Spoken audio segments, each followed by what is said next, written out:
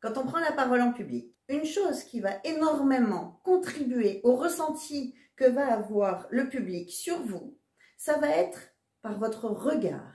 Si vous avez le regard fuyant, parce que la situation vous gêne terriblement et que vous avez plutôt tendance à regarder vos pieds plutôt que l'assistance, parce que c'est difficile de soutenir le regard du public. Les gens ne vont pas vous écouter, vous n'avez pas créé un lien, vous n'avez pas ouvert cette communication entre vous et eux. Vous voulez être entendu?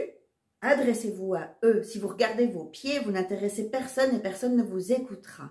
Si vous intervenez dans une petite assemblée d'une vingtaine de personnes, au cours de votre discours, il vous faudra avoir croisé le regard de chacun. Vous vous adressez à chacune des personnes qui est là et qui est en train de donner de son temps pour vous écouter.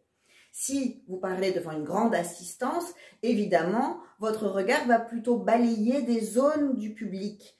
Mais il faut que chacun sente que vous vous adressez à lui en particulier. C'est comme ça qu'on crée du lien, c'est comme ça qu'on peut captiver une assemblée, c'est par ce moyen-là du contact visuel. Ne vous en privez pas, surtout regardez les gens à qui vous vous adressez, comme quand on serre la main de quelqu'un.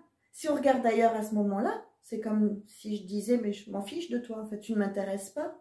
Que si je te regarde en serrant la main et même en souriant, parce que ça aussi on en parle souvent du sourire, j'ai établi un contact positif. Je permets la communication entre nous. Je m'adresse à quelqu'un, il existe pour moi, je le considère. C'est super important d'avoir ces notions-là de considération pour son public ou pour simplement la personne à qui on s'adresse. On se retrouve demain pour la suite du défi.